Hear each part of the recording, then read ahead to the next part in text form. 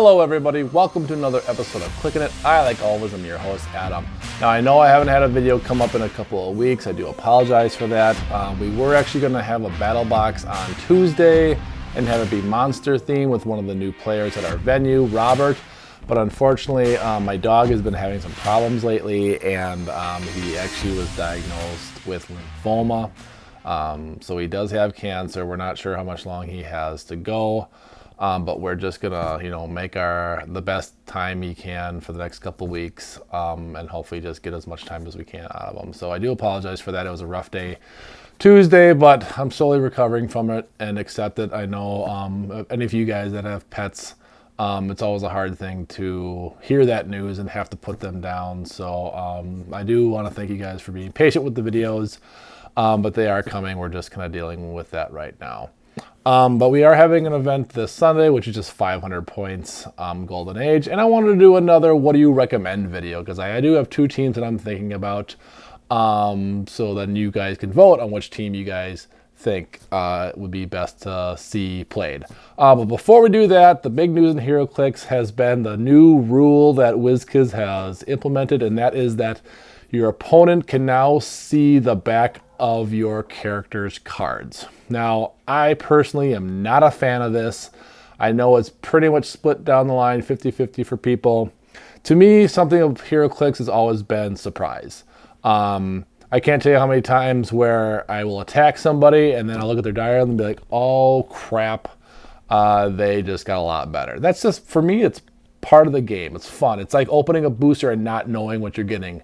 It's kind of like Christmas. So I never liked the idea of them putting the dials in the back of the card in the first place. I always hated the fact where if I was playing somebody and they weren't sure how many clicks of lives they were, or what do they look like after I push them? Oh, I'm going to push them so I get this power. I never liked that idea because I felt like it was just a surprise. You should not know what powers your character is going to get. If you want to memorize them, that's fine, but I just felt like it was a disadvantage to all the players out there for knowing what they're going to get. It's kind of like if you're playing poker and you show your hand at the beginning of the game. That way your character or your people they're playing against knows what your hand is. Or if you're playing football and you tell the defense what play you're going to run on offense. It takes part of the fun away from me, at least. I know a lot of people that can play competitively like the change, but I personally don't like it.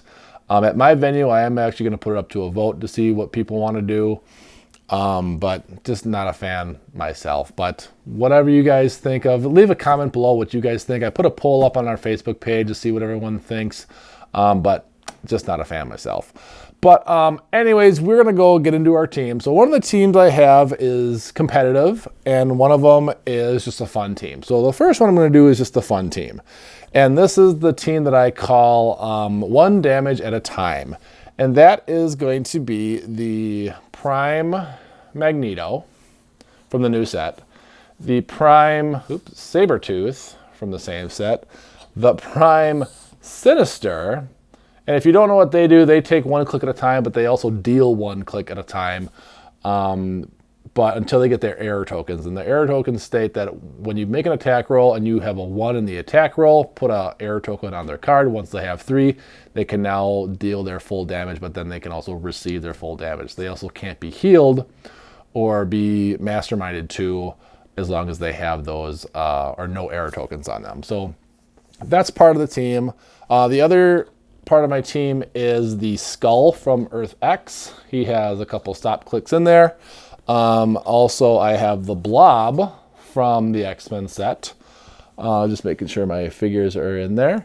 Then I have the Lex Luthor from Rebirth in there on his lower point dial.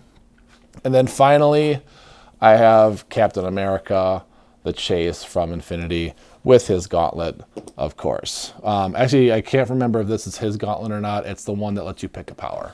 And then on the Skull, I have the Spectral Ring, just to do that extra damage in case I ever wanted to do it. And then I do have 10 points left over. Not sure quite exactly what I want to put on who, but I was thinking of maybe putting the Soul Gem on the Blob, just because he would get that +1 defense, and he would always be healing once he hits with a close combat attack. So I feel like that team would be extremely annoying. Everyone there has protected Pulse Wave against that, so they're always taking 1 damage. Captain America eventually gets that 19 defense, which would be great for everybody. I got 2 flyers and Lex Luthor and Magneto, but I just think it'd be really frustrating for someone to play that team, especially if they brought like a Colossal or a 1-man army or something like that, and they're just constantly, you know, they're doing 6-7 damage, I'm taking 1. They're doing 6-7 damage, I'm only taking 1. So I just think it'd be a fun, annoying team. I don't plan on winning, but you never know with that team. It's got some good heavy hitters with Lex Luthor, and even Blob's a good attacker. Captain America's a good attacker, and the Skull is just going to mind control their biggest guys and make them attack. So that was one of my team. The other team that I was thinking about doing is a little bit more filthy in my mind. As you guys know, I'm a huge Superman fan, and a month or so ago, maybe a little bit longer, I got myself a Superman Prime. So this team is a cosmic theme team, and this is going to be Superman Prime at 250. So he starts with 11 hypersonic, 12 attack, 19 invincible, and a 5 damage with that crazy outwit and prob power. Then we also have the Astronomer, and the Astronomer is going to have the power gem on him. Then I have the super rare Q, which does that lovely die roll replacement thing. And then finally I have Commander Riker, the rare from the Star Trek, I forget what, the boarding party or whatever it was called. And just to fill it out, I would have the Soul Gem on Superman Prime to give him that 20 defense and steal energy. And then just because I had 10 points left and it was the only gem scene that would matter, would be the Mind Gem on Commander Riker. And the object around this team is to always keep Superman's defense high. So the Soul Gem would give him a 20 defense. Astronomer would be not perplexing, would be TKing him around to give him that 21 because he is cosmic. And then I also put the power gem on him to make him a secondary attacker. And then Riker could be one of those guys that TKs him back, kind of like a yo-yo thing with the Astronomer. And Riker has that cool power where it says, I should never have made that promise. When a friendly character without a promise token that's adjacent or has the Starfleet keyword would be KO'd by an opponent's attack, you may instead turn that character to their last KO. Click and give them a promise token. If you do, after resolution, deal Commander Riker 2 unavoidable damage.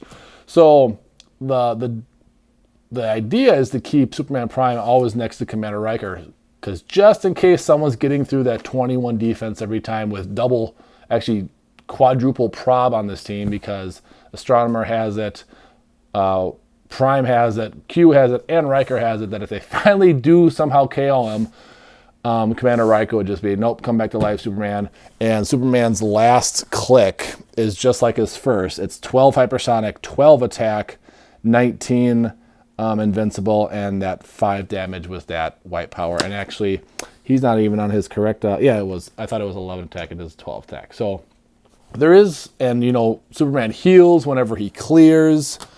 Q has super senses and shape change and mastermind, so I would mastermind the damage if I needed to Superman Prime, and then he would just heal back up. I've got the 4 probs. I've got the replacement die with Q.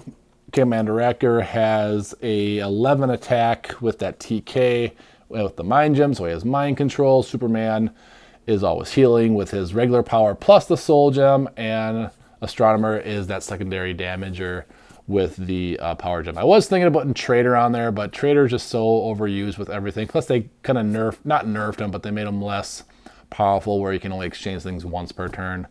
So the idea would kind of be walk up with, I'm sorry, not walk up, but TK Superman up to the Soul Gem. He picks it up turn 1.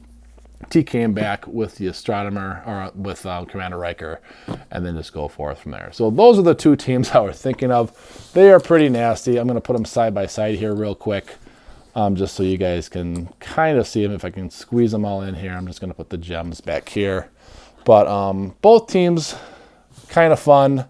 One team obviously nastier than the other one, but let me know what you guys think would be a better team to run. Also, still waiting for the last winner of the 150 subscribers on YouTube to contact me. I'm going to give him one more day, and then we're going to pick another winner. I really want to get that prize out to you guys, but you got to contact me if you really want it. So that's it for this episode. Like I said, I'm going to be posting whatever team you guys think you want to see me play. If I had to choose, I would probably use the 1 damage at a time team, just because I think that'd be more fun. Plus, I like having teams with multiple figures on it than just, 4 is a lot for 500 points, but I just feel like the other team would be a lot more fun to play with. But I want to get that prize out to you guys, so whoever wants it, and then once we reach 200 subscribers, we'll do that next one. So in the comments below, let me know what team you think is the best. Let me know what you think about the new rule of HeroClix where you can see other people's cards. And until then, keep clicking it.